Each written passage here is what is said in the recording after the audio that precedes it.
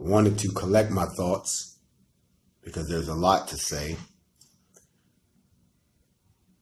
but I needed to process the emotional tsunami that swept over all of us. I've heard a lot of stuff. I've seen all kind of statements being made by folks all over the place. I've seen some of the most generous and endearing sentiments given, but I've also heard some of the most hateful and simply off-center comments that I could probably think of myself. And now it's my time to speak. It's my time to give my thoughts on what has happened, not just to an individual, but to all of us as a collective community, whether we get along or not. You have to understand something, people. No one is going to respect you if they can see that it's obvious that you don't respect yourself or each other. Before I talk about the things I want to share with you, let me make something clear.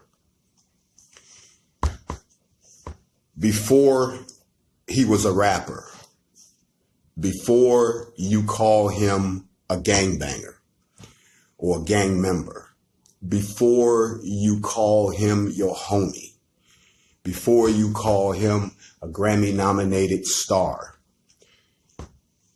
you will do what Malcolm said. You will call him a man first. He was a man who was against gentrification of our neighborhoods. This was a man who believed in financial empowerment and sharing the blueprint. He was a man who believed that you can be bigger than music, even if music is your way in. He was a man who was not afraid to confront and deal with head on. He was a man who became a threat to something that we need, but does not need us. But most importantly, he was a kind soul that if you ever met him, very down to earth, very real. I'm not going to say that I'm sitting here and I'm completely composed. There has been an earthquake in our community, an earthquake on the magnitude of a Pac or a Biggie, an earthquake within hip hop on the level of a Marvin Gaye dying in R&B. So when I begin to speak about the man who was Nipsey, I more so speak in terms of what he said. He said, if they kill me, y'all make sure y'all ride for me. And I know a lot of y'all are not built to ride, but there are those of us who are. And if you really want to look at it this way, I look at it this way. They say that if an asteroid or a comet is on its way to Earth to destroy us, that if you fire missiles at it, you won't destroy it. You'll just turn it into 100 other smaller comets that you can't stop. And I believe that what has happened will not knock us down and it will not stop us once we get over the emotional shock. Because of everything this man stood for, what you just did was create 100,000 clones, I myself being one of them. I'm going to take a little bit of time to talk about the death of Nipsey Hustle, but I'm going to talk about it from 4 different perspectives. And if you have ever listened to me speak, you know that I only deal in facts. I don't deal in emotions. I know a lot of folks are emotional right now, but we have to have some sense of calm because you cannot respond when you're emotional. He said, ride for me. So I'm going to ride for you, bro. And what I'm going to do is I'm going to talk about some things that I hear folks speculating about and they haven't done their research. So they're just spewing off the top of their heads and they're putting a lot of misinformation in the air. Big shout out to all of you all. I do see you. I see you waving. And I'm glad that you've tuned in. You know that this will be turned into a video that will be posted for others to consume. As we've done before, you're just hearing it first. And I thank you for being attentive enough that you can get over some folks' self-hatred, jealousy, and envy to sit back and listen to another person give you something to think about that'll make us all much better. Let me clear something up before I get started. You will never hear me use the term conspiracy theory. I don't believe in that. I believe that there are those of us who analyze the agenda. So I'll call you an agenda analyst. The rest of us, we're just thinkers. When did it become illegal to think? If something doesn't make sense, you think it over. And critical thinking is something that a lot of us have been brainwashed out of doing. We just accept and we go. And remember, he who controls the media controls the minds of the people, and the misinformed people make misinformed decisions. That's why we've got an idiot in the White House right now. But that's another story for another time. The first thing I want to talk about is, let's go ahead and address a few things. And my condolences go out to the family and the friends of Nipsey Hustle. He was the shining example that a lot of us should be striving to be. But one thing that we must all remember is that there are always those out there who would rather see us dead and gone and keep the status quo because they're afraid of change. And a lot of those people look just like me and you. So there are those who said it was a gang hit. Let me tell you why, even if it was a gang hit, why we shouldn't just accept that at face value. Because if you knew anything about this man's history, if you knew some of the things that he was involved in, and I know some folks are going to bring up the Dr. Seve documentary, but he was involved in a few more things than that. Cryptocurrency and a few other things that this government takes as a threat. If you look at the big picture about this gentleman, you'll begin to see why you don't just want to dismiss this as a gang hit. Not saying that there's a possibility that it wasn't. But as long as they can label it as a gang hit, it's an easy dismissal. We don't have to investigate. We've got this. It was, just gang business. This is what they do. Well, I hate to be the one to break the news to everybody, but think about it. Look at the love and the outpouring that's happening behind the death of this man. And you tell me who he had a beef with. I'm just giving you something to think about, like I always do. It's an easy dismissal. Even the gangs themselves have already said that if it was one of them, that they're willing to turn over the individual because they know they had nothing to do with that. So those of you all out there running around saying it was a gang hit, just remember there are costumes that you can buy now that you can put on to make you look like a black person. And you can run up on someone and you can do whatever you want to do. Besides, I thought gangbangers were into drive-bys. Since when do gangbangers park, someone jump out, run up on a subject, put precision shots on him, jump back in the getaway vehicle, and we out? That's a new tactic for me. I got to learn that one. But what I want you to do is don't be so quick to accept the fact that this was a gang hit. You can believe it if you want to. I don't believe it was. I think it's a little deeper than that because of who it was. Some folks like to talk about the fact that, well, maybe it was the Dr. Seve theory. So let me spend a little bit of time on Dr. Seve. In case you all don't know who this man is, many important people in history have died at the hands of or in the custody of the so-called police. But that's a story for another time. Dr. Seve was traveling with $37,000 on his person, and they said he was money laundering because he was traveling with that money. I travel with great sums of money all the time, and I'm never arrested for money laundering. As a matter of fact, I'm just told to be sure to keep an eye on your loot, and we keep it moving. But that's not what got everybody in an uproar about this guy. Dr. Seve was one of those individuals who believed that the power was in the cure, not the treatment. In America, the medical society likes to treat your condition, make you comfortable in your affliction. When was the last time they cured something? How long have they been working on a cure for cancer? How long have you heard them say, give money to the prevention of this and the prevention of that. There's a big debate right now about whether or not the shots that we give to our kids are the cause of such things as autism and all these other disorders that did not exist 10, 20 years ago. When you turn on your TV now, you're bombarded by commercials about this drug and that drug. Most folks don't know that 20 years ago, that was illegal. In 1997, the FDA approved for pharmaceuticals to begin to advertise on American television. And the only other place in the world where they can do that is New Zealand, because nobody else does it. They figure the doctors should know what you need, not for you to walk in and tell your doctor. And if you don't understand how big this machine is, U.S. pharmaceuticals comprise 45% of the global market. And last year, they made $446 billion in revenue.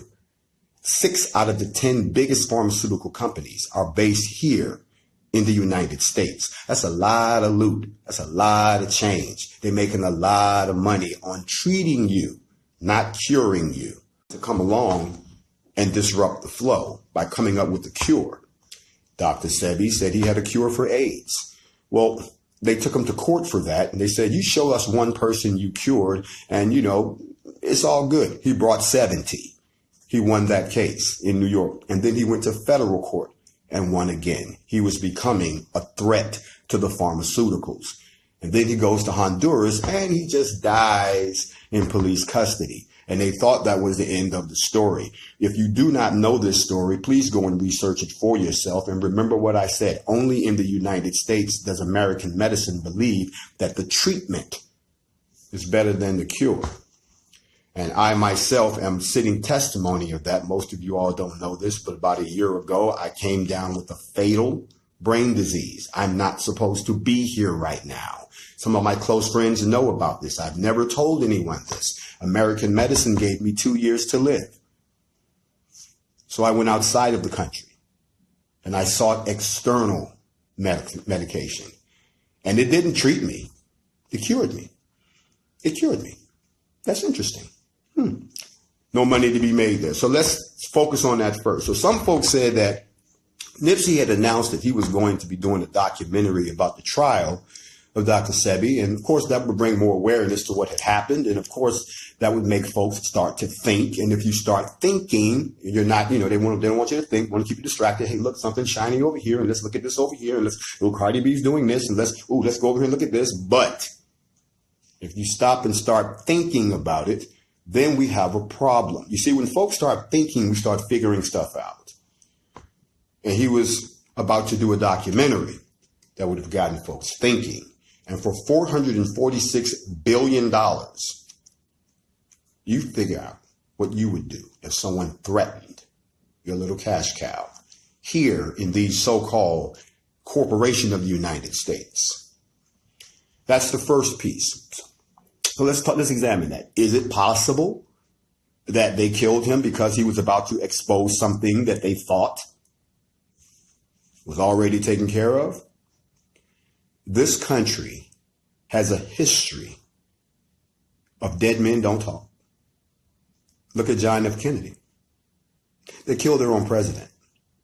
And we can go around the corner about why, but they did. And then they covered it up. Dead men don't talk. That's been a mantra of the mob for years. That's been the mantra of the government when dealing with black revolutionists for years. That has been the MOI and the mode for the way that they deal with current activists who are dying all over the place and no one's saying anything. So is it possible that they killed this outstanding gentleman because he was about to utilize his platform and his money and his influence to tell the truth? I would say yes. It's a very strong possibility. Where's the proof? Well, that's where investigations come in. There's another theory that really this was just about hard jealousy in the hood. That there were people there that, you've always got folks that they came from the same background that you did, and they just can't understand how you blew up and they didn't. So they just hate you, and they watch you all their life, and they continue to hate you, just like people do me. And eventually they wish you were dead. And then some people act on that. This gentleman stayed in the hood. There are countless stories of folks that he has helped or given advice So he was a positive influence, but somebody just hate that. And that self-hatred that we have as a community, which is spawned out of the Willie Lynch syndrome, which is spawned out of us suffering from post-traumatic slave disorder, which is spawned out of us being victimized by something that you all don't even know about called Operation Black Messiah, which replaced COINTELPRO. Let me tell you what that means. It means that if a black person, or especially a man of color, comes along that they think has the power to unite the black race, that by all means he is either to be killed or discredited, imprisoned, disgraced. Could it be that because they don't want us to have any generational wealth to pass on when we die? Notice that every time that a super wealthy black person reaches a certain point in their life, something happens and they die, and all of their wealth goes back to some corporation or the origin, but it never goes to their kids.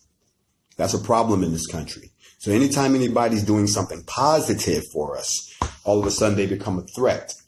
So even though he was an accomplished hip hop artist, this brother had his hands in a lot of other things that would benefit all of those who were in his proximity and beyond.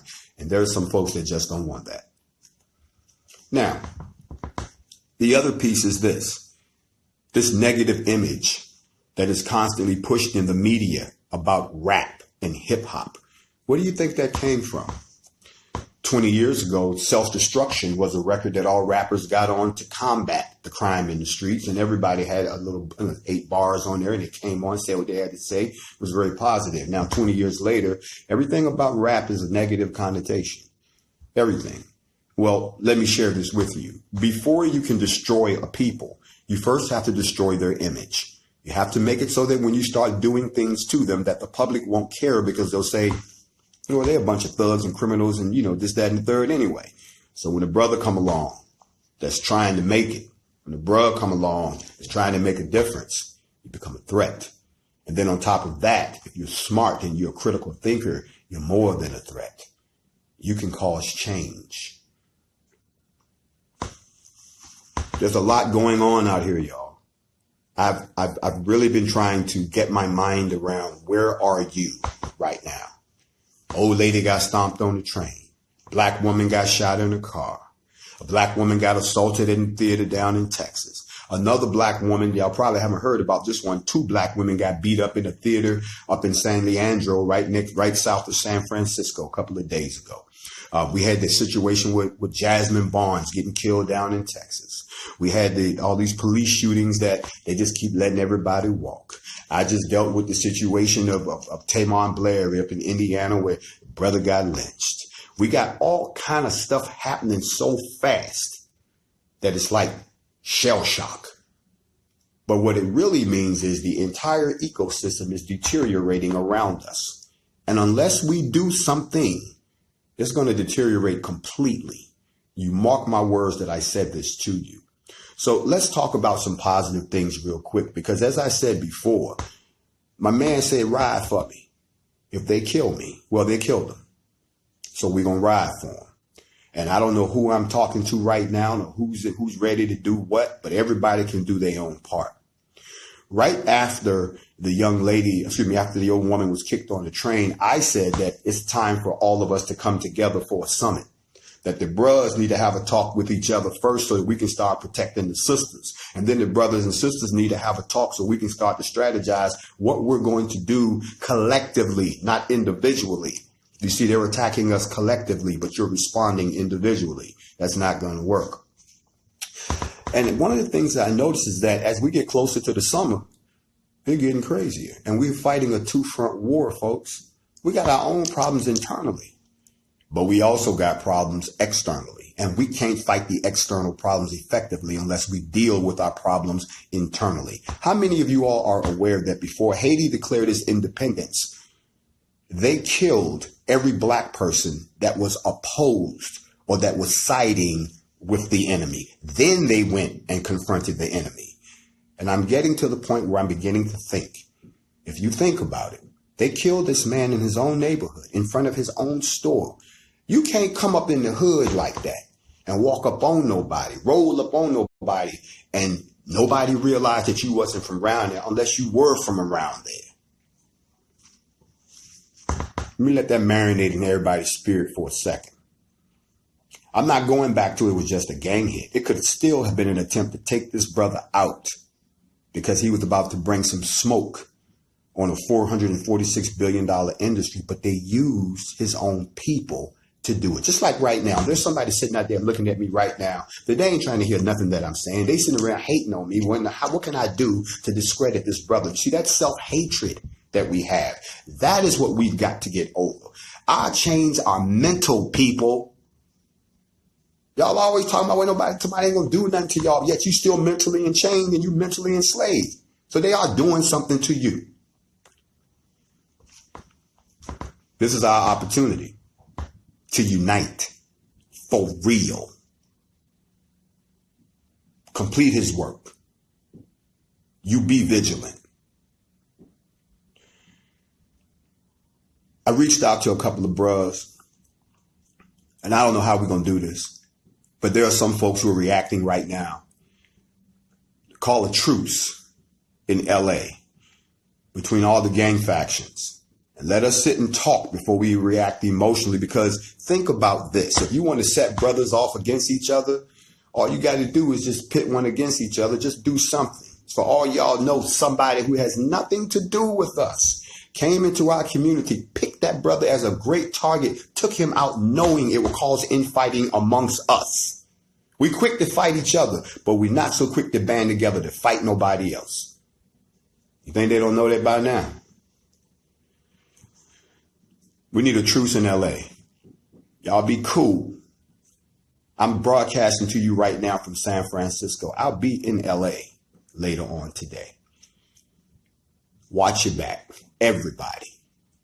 Brothers, protect the women at all costs. No sisters. There's not a random bruh just floating around waiting to come out the woods and protect you. But if a brother's in your presence and something pops off, bro, protect that sister.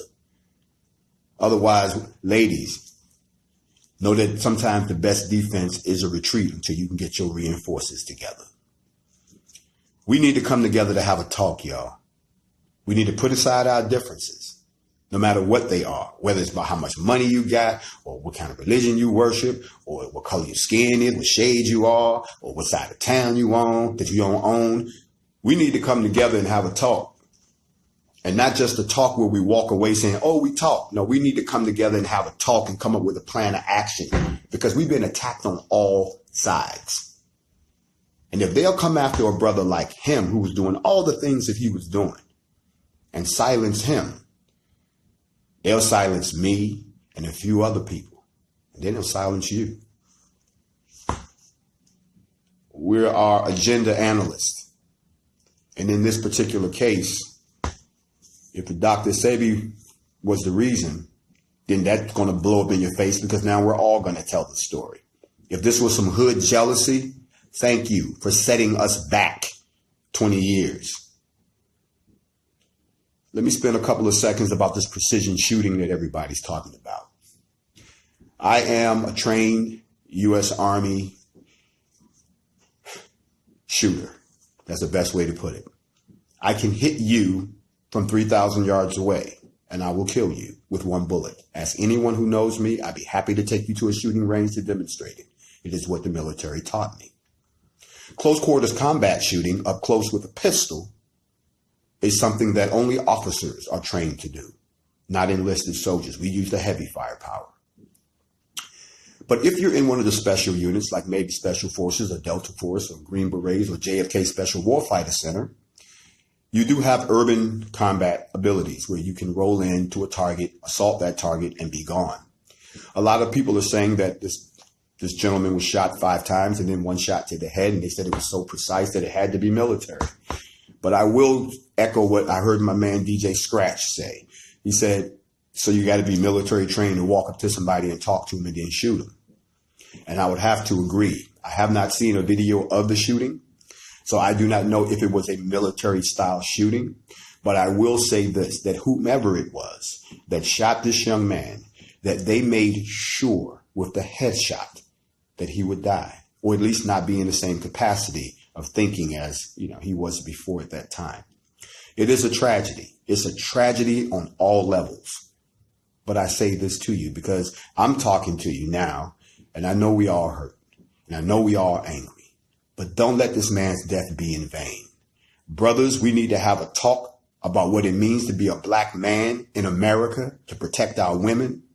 Black women and men, we need to have a talk because they trying to eliminate us and they just picking us off left and right. But most importantly, we got to have a talk because we got kids and they're attacking our kids too. I'm going to miss that bro. He was an example. And if y'all killed him because of Dr. Seve, you're going to have a whole lot of documentaries coming out because I'm going to jump in there and help finish the work too. I don't know what else to say, family. I love my people, but there are those amongst us that look like us, that hate us. And we're going to have to root them out. And just remember, sometimes that person might be sitting right next to you. Hip hop. It's not what it was about.